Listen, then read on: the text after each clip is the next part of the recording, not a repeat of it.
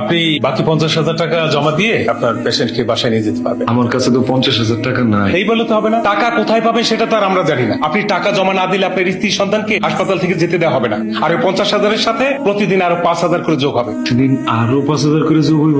আরো 5,000 করে যোগ হবে। এবার আপনি ডিসিশন নেন কি করবেন, আপনার উপর নির্ভর করছে। আচ্ছা আপনি এরকম মাঝ রাস্তায় আলোয়ানের মতো খাড়াই রয়েছেন কে? তোর হাত পা ভাঙ্গা আমি আমার ভ্যানের টাকা শোধ করব। তুই আমার ভ্যান নিছস ভাড়া মারার লিগা, আর আমার ভ্যান চুরি করে তুই পালাই গেছো।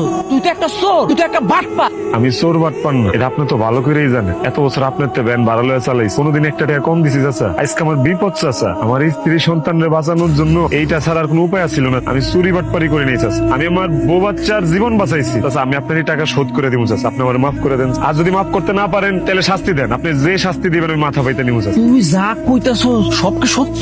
আমার মুখের কথা যদি আপনার বিশ্বাস না হয়, আপনি জামাল আর রাসেলে জিগান, হ্যাগর কাছে আমি টাকা ধার চাইছি, হেরা দেয় নাই চাচা। আচ্ছা ঠিক আছে, ভ্যান চালায় আস্তে আস্তে তুই আমার ঋণ শোধ করে দিস। চাচা দিয়া দিব। তোর বাচ্চা আর বউ এখন কেমন আছে? এখনো তো ওরা হাসপাতালে ভর্তি আছে। হাসপাতাল কর্তৃপক্ষ এখন আমার কাছে 50,000 টাকা পায়। এই 50,000 টাকা যদি আমি না দেই, আমার বউ বাচ্চা কাউরে রিলিজ দিব না। আচ্ছা আপনার কাছে হাত জোর করি, আছে না চাচা কাছে পায়ে দেব।